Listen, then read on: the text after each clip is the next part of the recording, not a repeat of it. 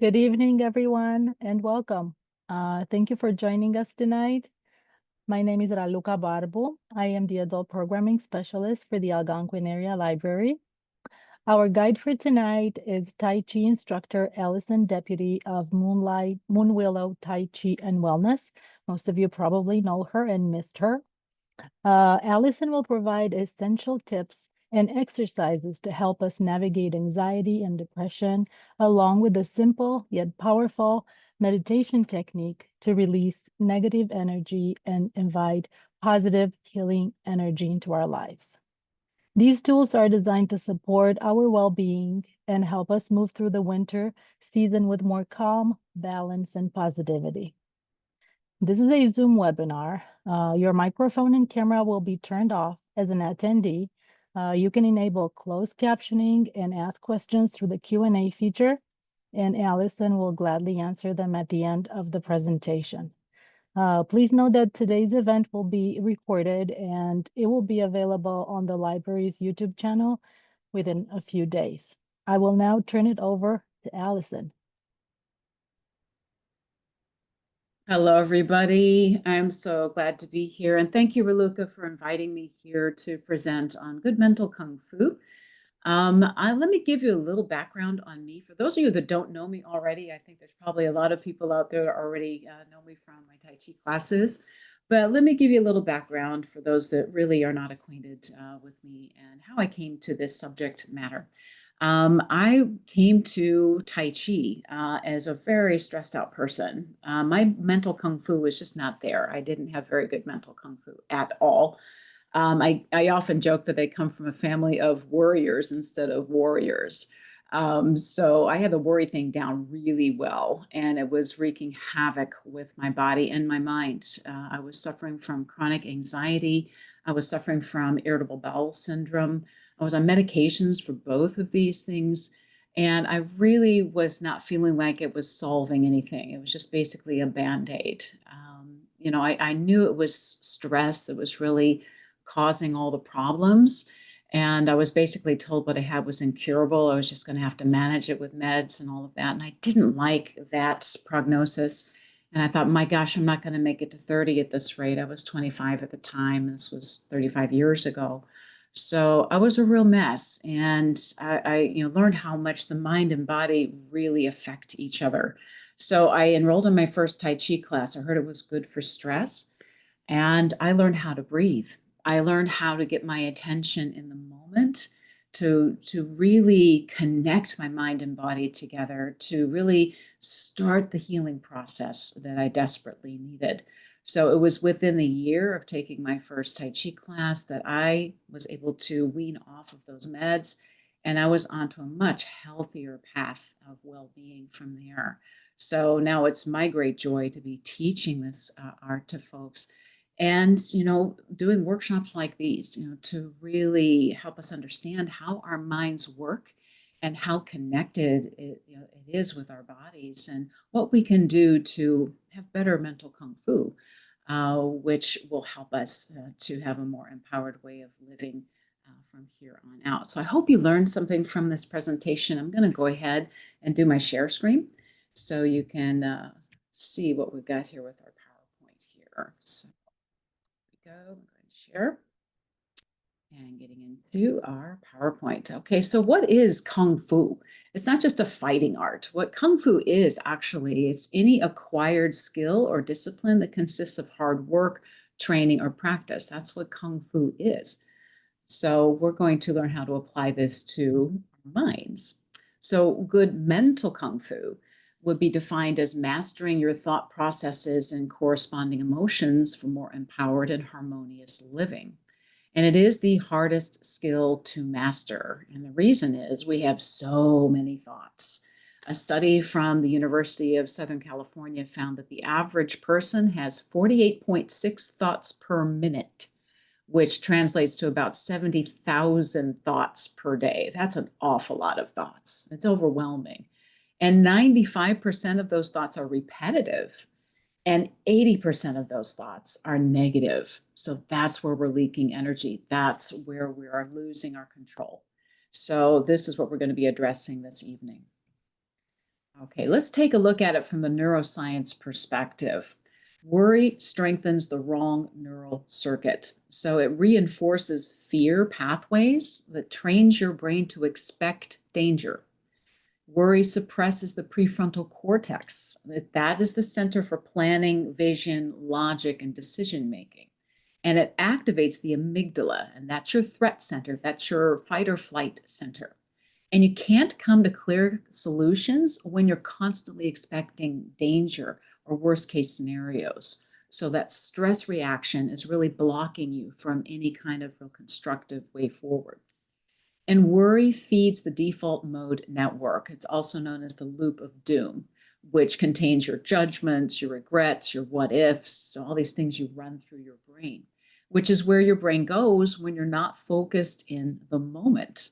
So it keeps you stuck in old patterns, and it's the program that's running in the background, like your subconscious mind. Worry also lowers your brain's vibration. So it floods your system with adrenaline and cortisol. These are stress hormones, and keeps you in fight or flight mode. It affects the hippocampus, which is responsible for your memory, mood, and vibrational state.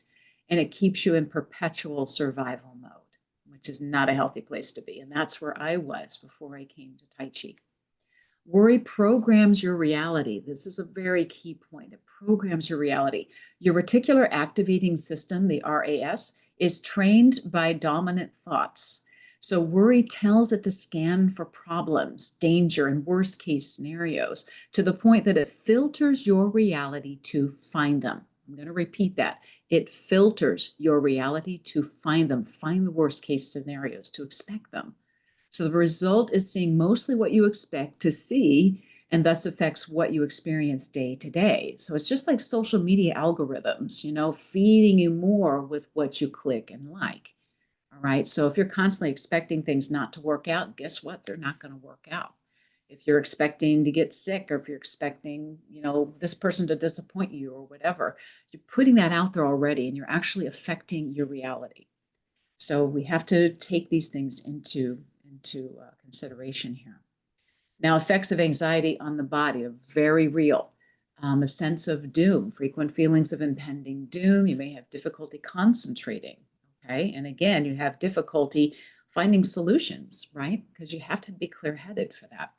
Panic attacks can lead to physical symptoms, including heart palpitations, chest pain, and lightheadedness. You can get headaches.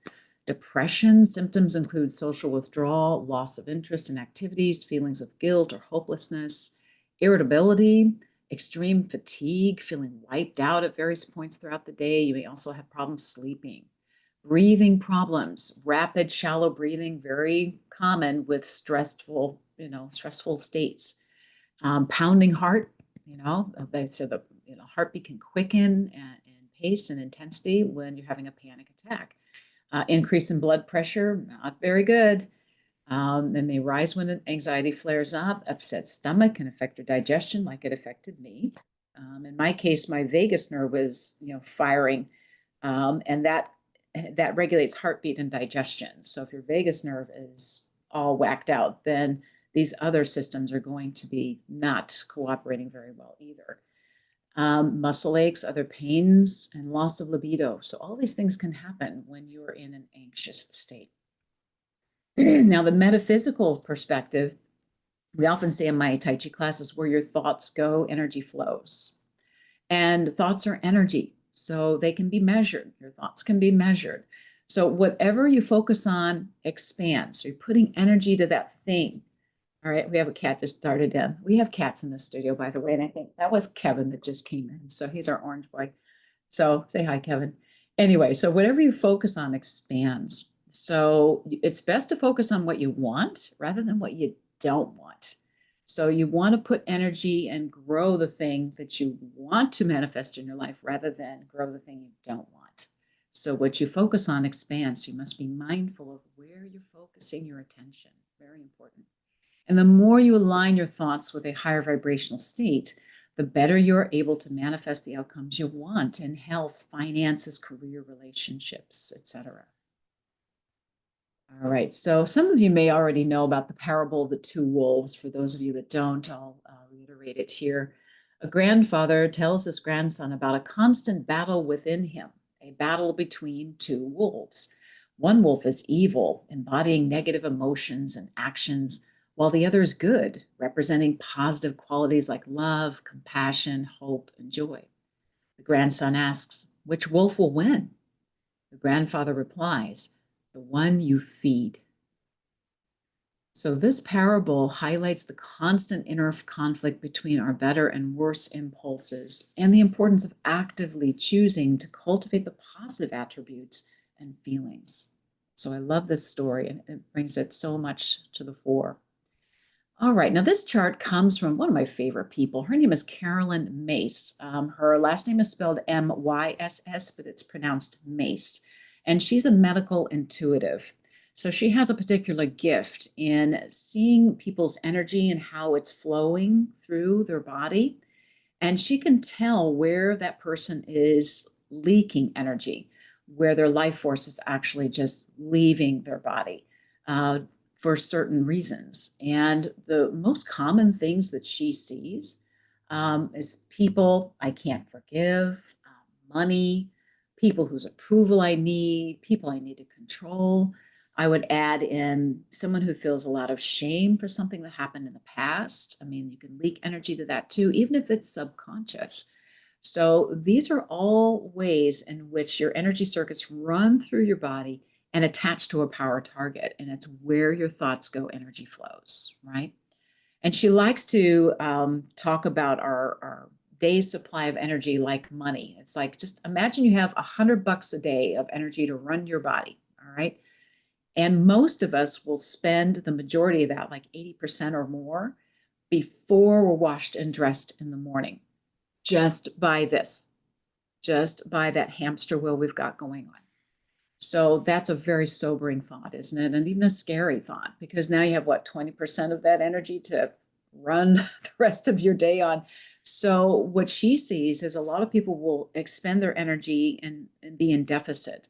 And that's where if they do that in a chronic way, then that tends to manifest in serious diseases, like autoimmune disorders, cancer, things that, people have a very hard time healing from.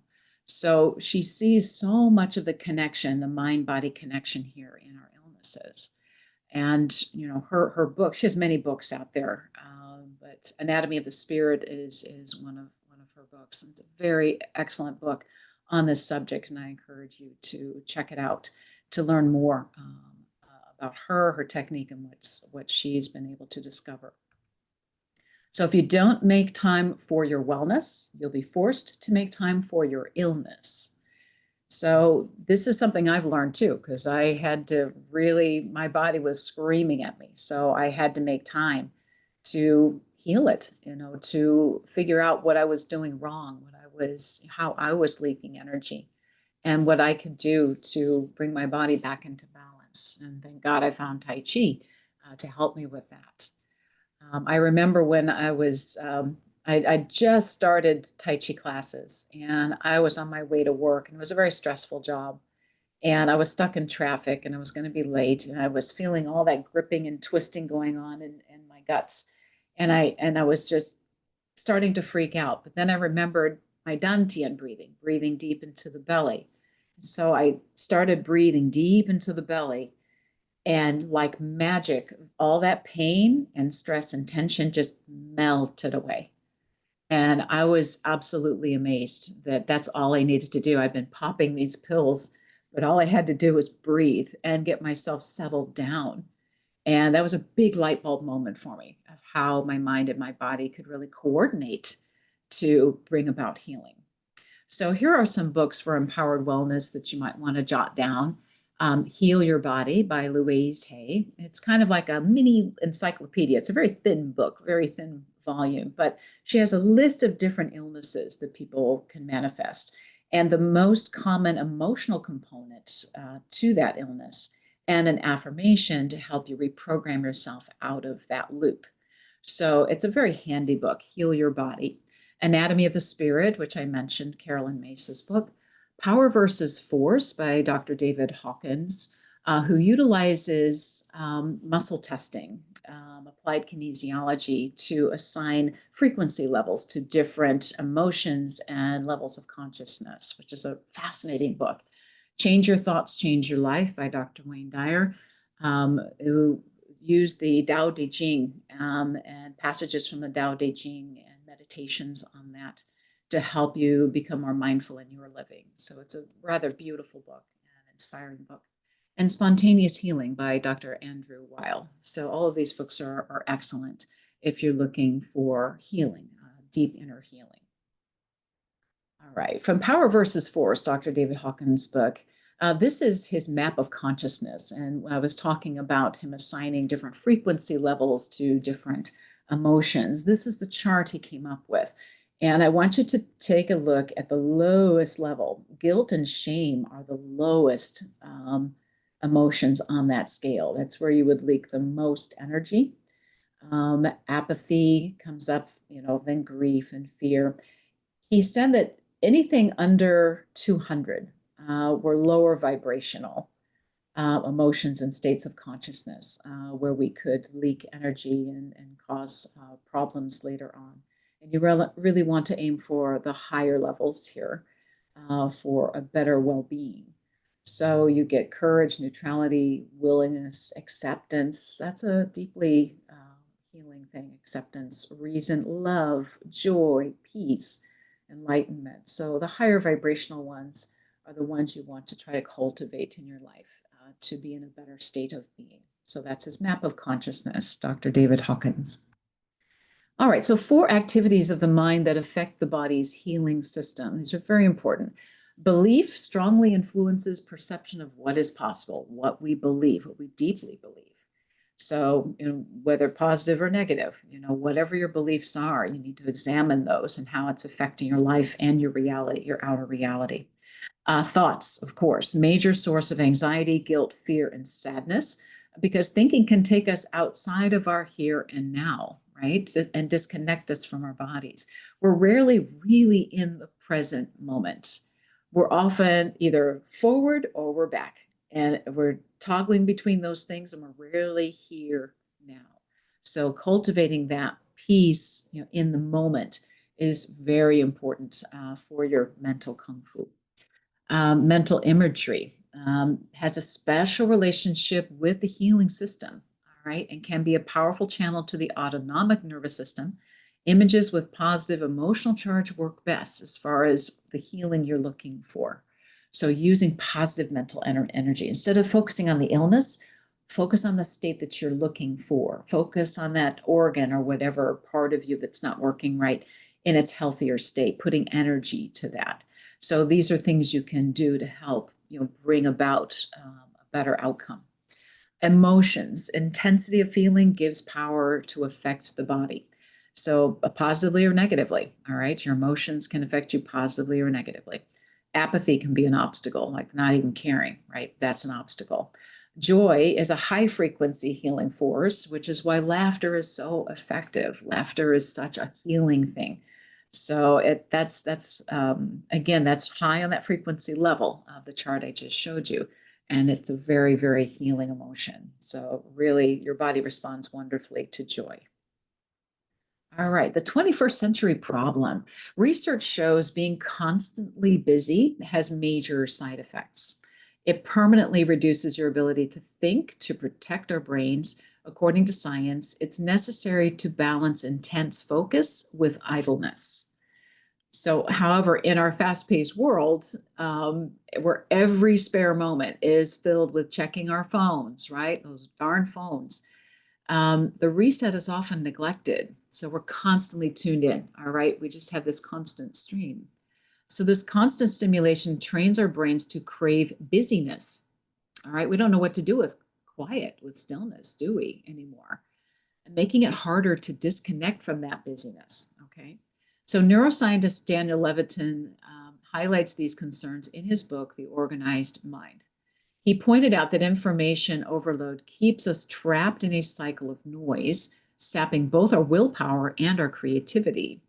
So Levitin explains that to prevent overload, we need to hit the reset button which means carving space in your day for lying around, meditating, or staring off into nothing. I mean, one of our favorite things is to sit out on our balcony and just listen to the birds, hear the wind, watch the trees move, the cats hanging out with us. I mean, there's moments where you can just really be in that moment and just get that healing from that moment of not thinking and not being and not doing, right? Constantly having to do, but unplug from that and let yourself just be in that moment. So a lot of healing with that. All right, so we weren't designed to process global tragedy at breakfast, respond to work emergencies at dinner, and fall asleep doom scrolling at night. Our nervous systems never consented to this arrangement. And this is so true. This is, again, part of the 21st century problem here. We're so tuned in, and boy, those feeds are really addictive. And you can really waste a lot of time scrolling and scrolling. So it's really a time waster and it's an energy waster. And it incites more negative emotions, it tends to. Though there's some funny things, yeah, online and all that. We can take joy in that. But there's a lot of the negative stuff too. And again, the algorithms will keep giving you more of what you're tracking toward. And if it's more toward the negative, that's just going to get more and more. It's going to snowball, and that's not serving you at all. So how can we transmute overstimulation and stinking thinking, right? Well, first we learn how to ground. And this is what we learned first in Tai Chi. It's what we call the Wu Ji stance. Wu Ji is the state of stillness, of nothingness, emptiness. So we learn to ground ourselves in the moment and find peace and stillness in the moment. And this is something that's within your power no matter what is going on in your life. You can always feel your feet and get connected with your body, your how your structure is, your breath. You always have that power to do that. So this is what we train in Tai Chi. So how to ground in the now? Well, first thing is feel your feet. We literally are grounding. So you want to feel your feet on the floor. I'd like you to do that right now. I assume you're seated in a chair. So feel your feet on the floor. If your legs are crossed or kicked up on something, get them down on the floor. Feel from the heels to the toes. Give your toes a wiggle. Get the sensation of your feet connected to the floor. Be with your body. So this is where you get out of your head, out of the 70,000 thoughts, and into the still point within, starting with your feet. Then you check and adjust your posture. How are you sitting? Are you slouching? All right, imagine a string attached to the crown point of the head. When that's pulled up, your chin tucks in. You're kind of elongating the spine there, the cervical vertebrae there, pushing your neck back like you're pushing it up against a collar. Tuck your tailbone in. So tuck that tailbone in to open the spine all the way down. That's something that it helps align your spine, but it's also opening an energy point we call the Mingmen. And that's connected to your dantian, which is a lower energy center in the belly. And that releases energy to the whole body. So it helps that energy flow better. So when you're in a good posture. Then you want to breathe deep to the belly. So what we do in Tai Chi, we aim below the navel, about 2 inches below the navel, about 2 inches inside the belly. This is the area we call the dantian. It's a storage vessel for your vital life force. It's not a chakra. It's actually a storage vessel. So you can think of the chakras as rivers and the dantians as lakes. All right, so you're storing energy in this area. So you want to breathe into this area. So when you take an inhale, your belly expands on the inhale. And on the exhale, the belly contracts back in naturally. And you want to lengthen and deepen your breath and aim for a 5-second inhale and a 5-second exhale. So that may take some time and practice to do. Start with 3 seconds if the 5 seconds is too long. If you have trouble breathing to your belly while you're seated, you can do this belly breath while you're lying down in bed. Have your knees up, the feet flat, and breathe deep to your belly with your hands on your belly. And you want your belly to push the hands up on the inhale. And on the exhale, they'll come back in naturally. So nothing forced there. So breathe. You want to get that deep, full breath to your belly and ask yourself, how do I feel right now? Are you feeling stressed? Where are you feeling that stress? Where are you feeling that tension? Are you feeling it in your neck? Are you feeling it in your gut, you're feeling in your shoulders. Where do you carry your stress? Feel it in your head? You have a headache. So, how are you feeling physically and emotionally? Really check in with yourself. And something that Carolyn Mace says is to play angel with yourself. Get out of your body and as if you're observing you from an angel's perspective. And what would you say to yourself? All right. See yourself in that moment, everything you're feeling. All right. What would your angel say to you? Hopefully, it's a kind angel. But play angel with yourself. Really observe yourself from the outside and really notice things. Maybe see what you could be doing differently. Send love and compassion to yourself. That's the most important thing. So ground in the now. Feel your feet, adjust your posture, and breathe and ask, how do you feel right now? You can also say, what am I grateful for right now? Find 3 things you're grateful for in that moment. Just to stop yourself and be in that peace and be in that presence with yourself. So that can be a powerful step to inner healing and good mental kung fu. All right. Breath is the bridge which connects life to consciousness, which unites your body to your thoughts. Whenever your mind becomes scattered, use your breath as a means to take hold of your mind again. Thich Nhat Hanh. That is a powerful message and very, very true. So you won't get control of your thoughts until you take control of your now. And you always have the choice. That's it. You always have the choice of how you feel and how you're going to respond or react to something. So own that power and use it wisely, use it well. When you can't control what's happening, challenge yourself to control the way you respond to what's happening. That's where your power is. Here's a challenge. So whenever a negative thought enters your mind, think of 3 positive ones. Train yourself to flip the script. But a little acknowledgement here too. When you have a negative thought, you don't want to deny that thought or suppress that negative thought. You want to acknowledge it. Okay, I'm feeling pretty cruddy right now.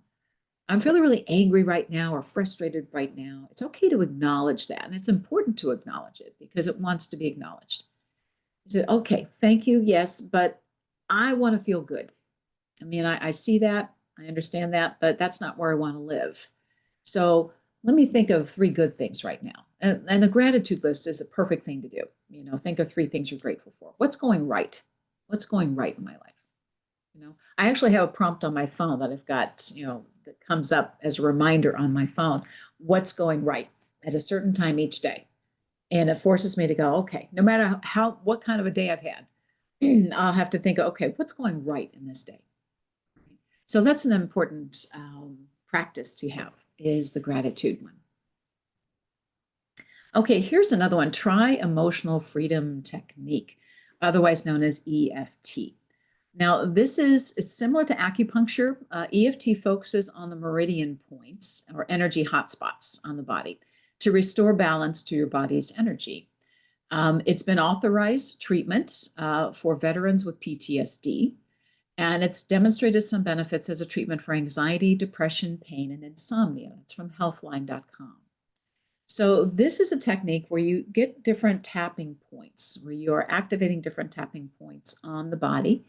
And this is a way where you can reprogram yourself out of that loop of doom, right? If you've really got that neural pathway really deeply dug in, this is a way you can start to work your way out of that and create new neural pathways.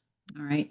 So I want to take you, through one, but before I do, I want to explain the technique first. So the first thing you do is you check in with your body and identify where you're holding stress. Is in your gut, your neck, shoulders, chest. Where is that stress manifesting? Then you want to rate your level of stress from 1 to 10, 10 being the highest of stress. All right. And then you want to create a clear focus statements, or you can create several statements. I mean, you can create kind of a bucket of statements as you're working through something. And I'll demonstrate that in a moment. Such as, even though I'm feeling anxious right now, I love and accept myself exactly as I am. Or I choose to release the fear and be peaceful and relaxed.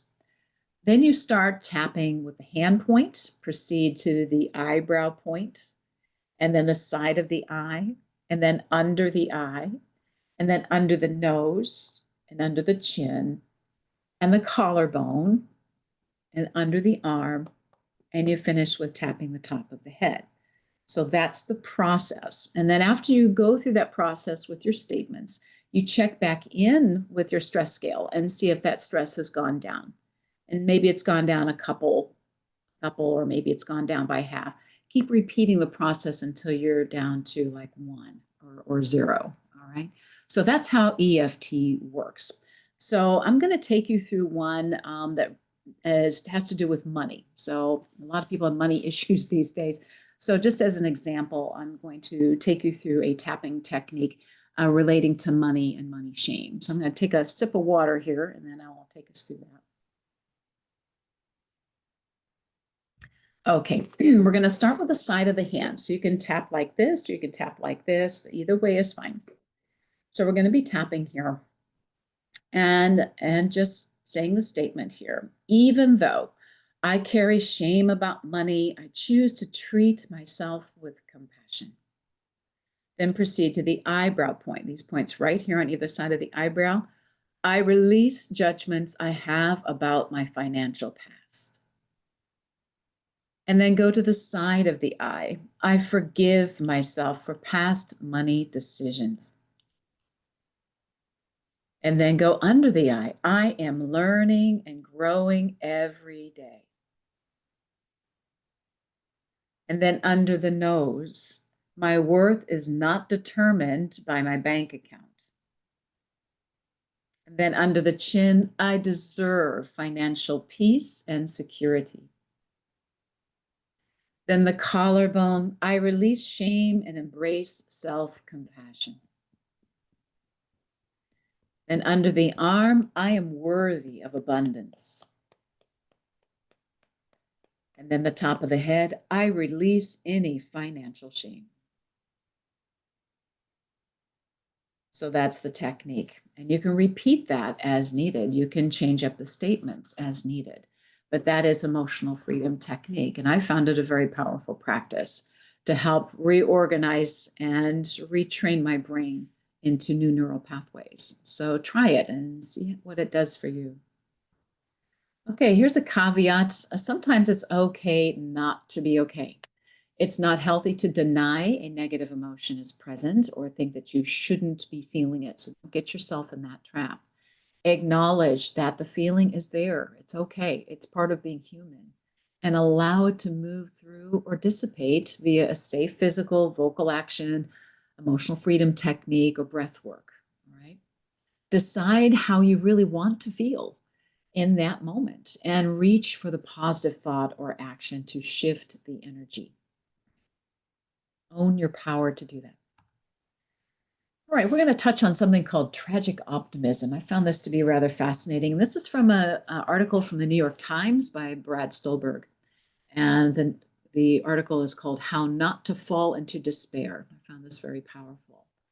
Finding meaning and maintaining hope despite inevitable pain, loss, and suffering is a crucial life skill.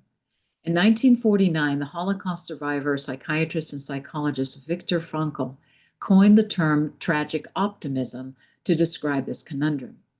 Tragic optimism means acknowledging, accepting, and even expecting that life will contain hardship and hurt, then doing everything we can to move forward with a positive attitude anyway. It recognizes that one cannot be happy by trying to be happy all the time, or worse yet, assuming we ought to be.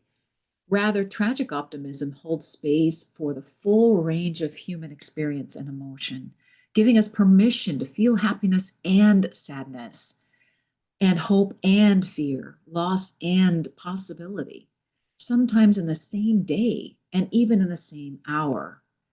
Research shows that this sort of emotional flexibility is associated with resilience. For example, a study of US college students after September 11th found that those who could hold on to hope at the same time as loss demonstrated greater resilience and fewer depressive symptoms in the tragedy's aftermath.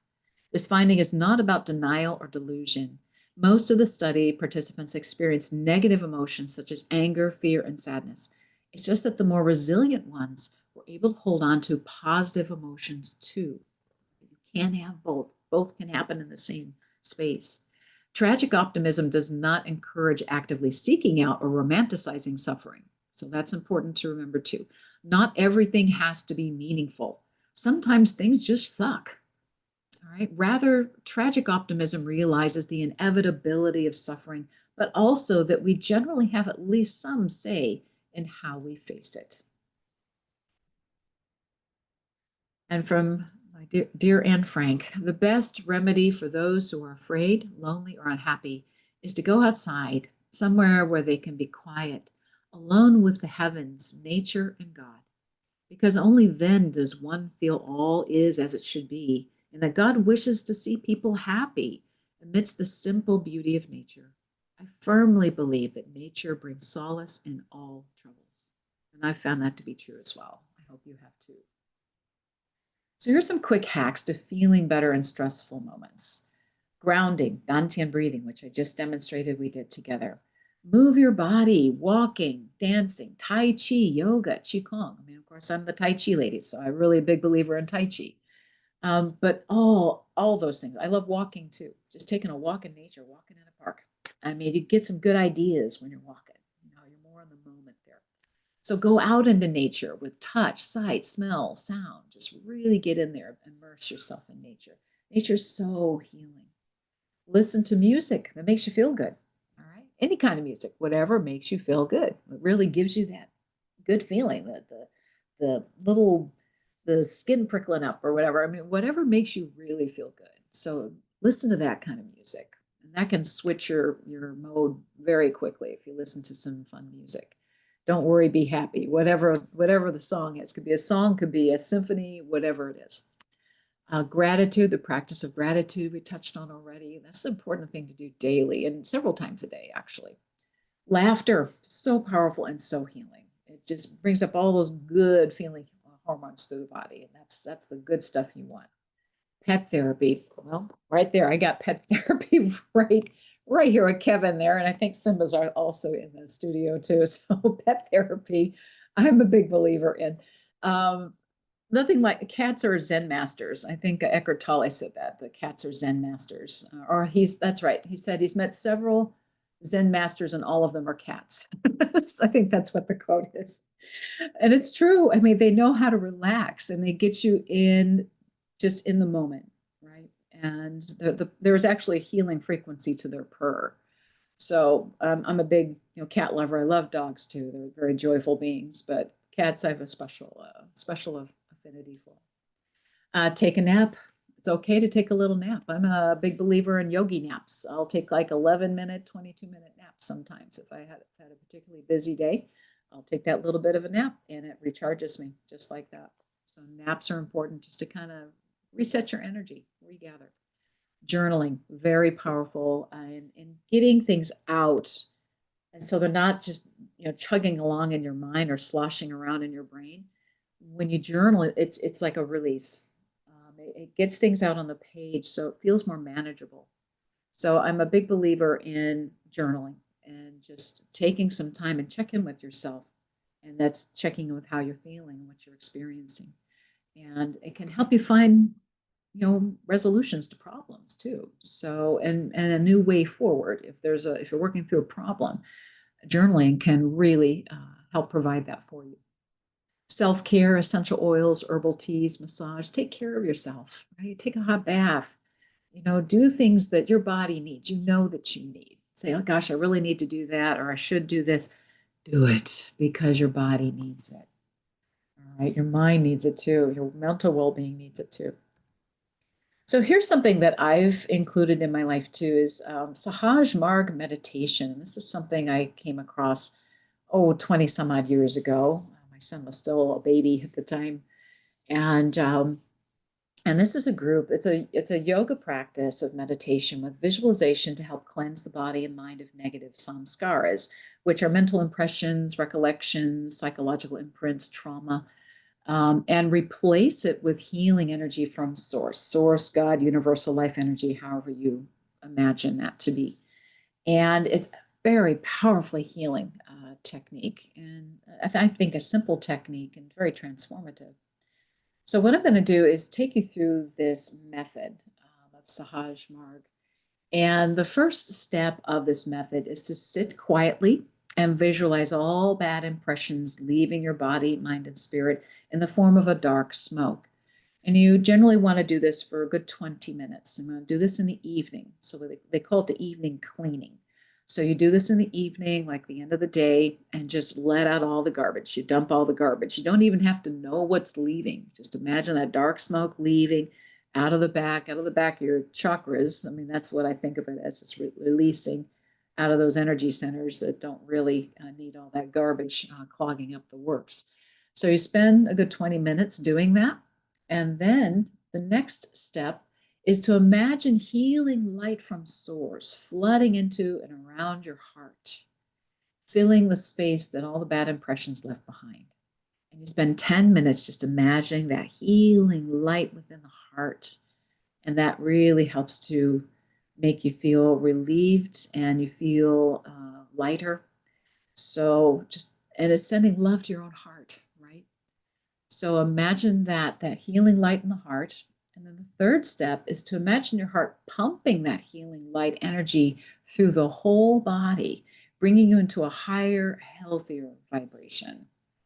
And then once you're in that state, you almost feel like you could levitate. It's just a beautiful, beautiful thing. So if you do the full, um, the full half hour of this process, it's an amazing experience, an amazing feeling.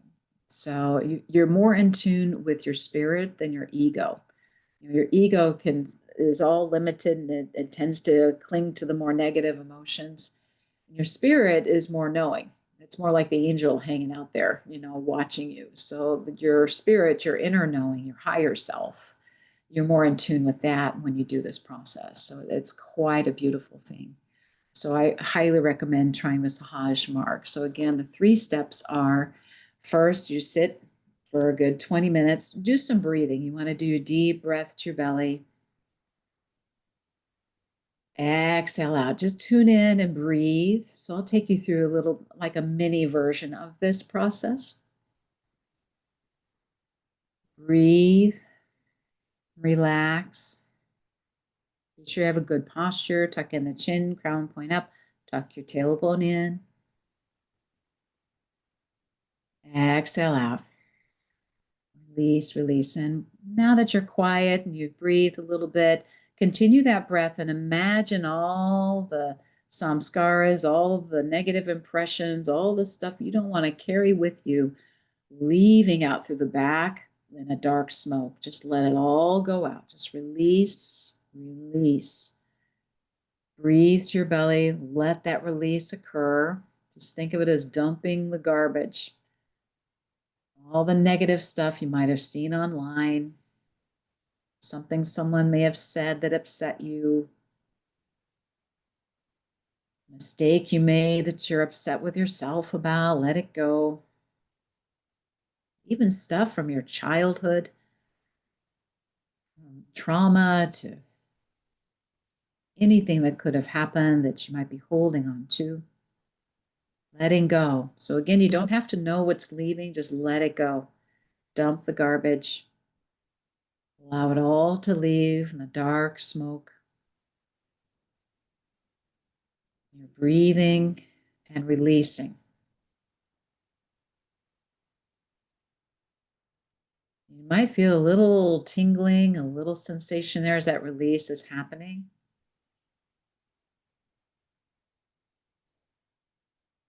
You might find it releasing in chunks, like darker, more dense.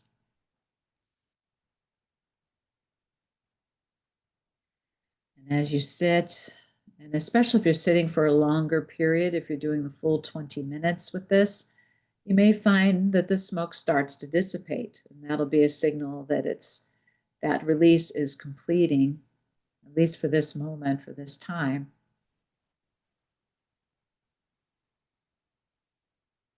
Release even like a scary or disturbing movie you saw. You can let it go, release, let it go.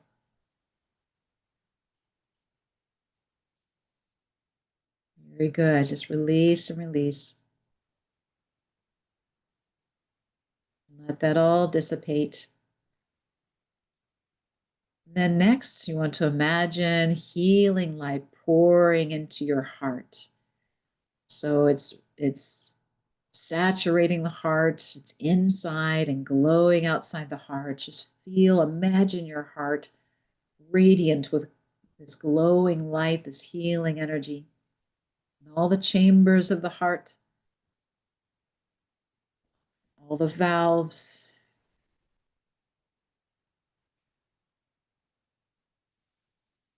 healing the heart, loving energy into the heart.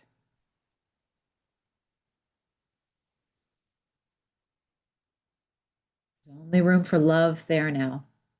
Love and acceptance, compassion, kindness. Healing, radiant energy in the heart.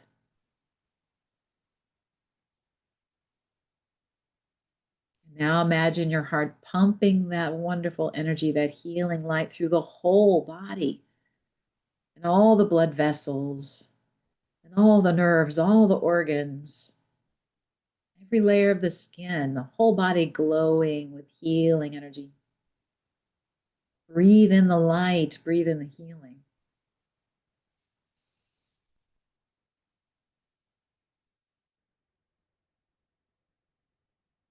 Feel yourself aligned with wellness, with wholeness, with gratitude, with joy and love.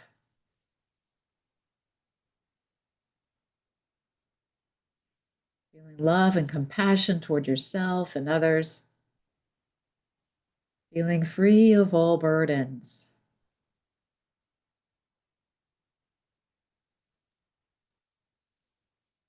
Thank the light for the healing.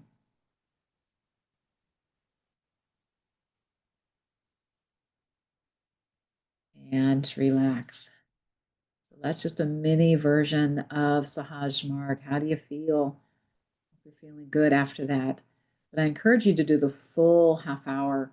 So do the 20 minutes of cleaning, releasing of that dark energy, bringing in the light to the heart for 10 minutes, and then pumping that light through the whole body and just feeling that and just basking in that. So that is Sahaj Marg. So Sahaj Marg practice also includes a morning meditation with visualizing only the light pouring in and around the heart for up to an hour. So if you got time in the morning to do that, just the morning meditation is starting out with just that healing energy into the heart.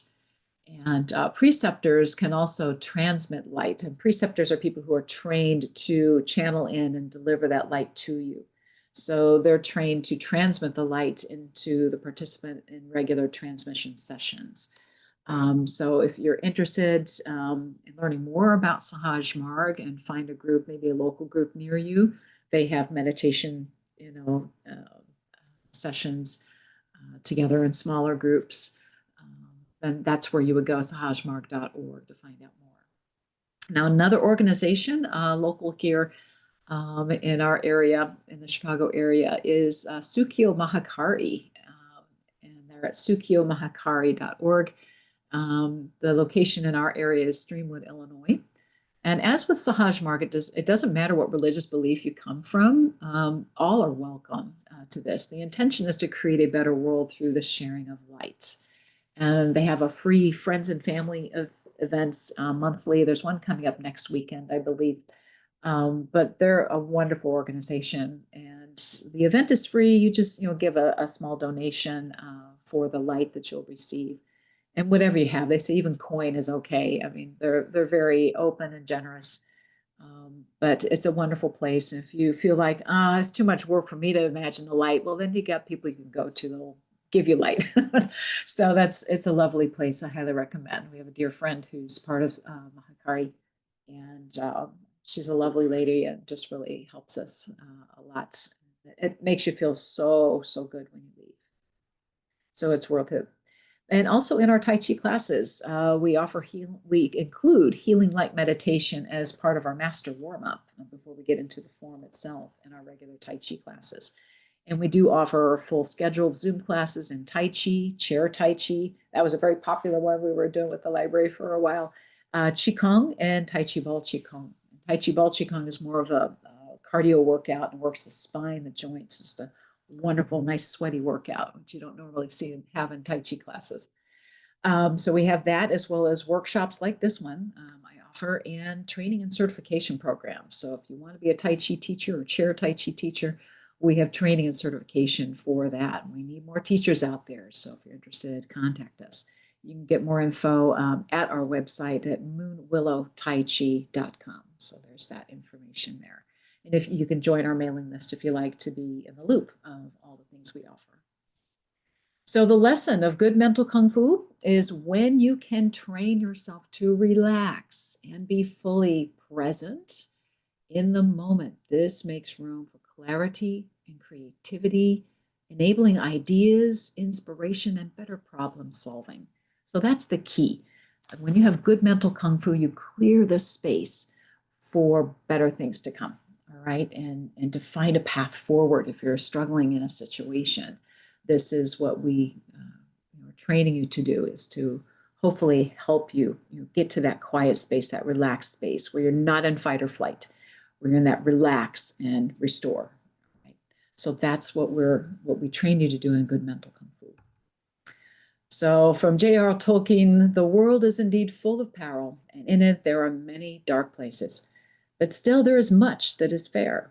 And though in all lands love is now mingled with grief, it still grows, perhaps, the greater. So grow the good out there, folks. And little thing from Bob Marley, every little thing gonna be all right.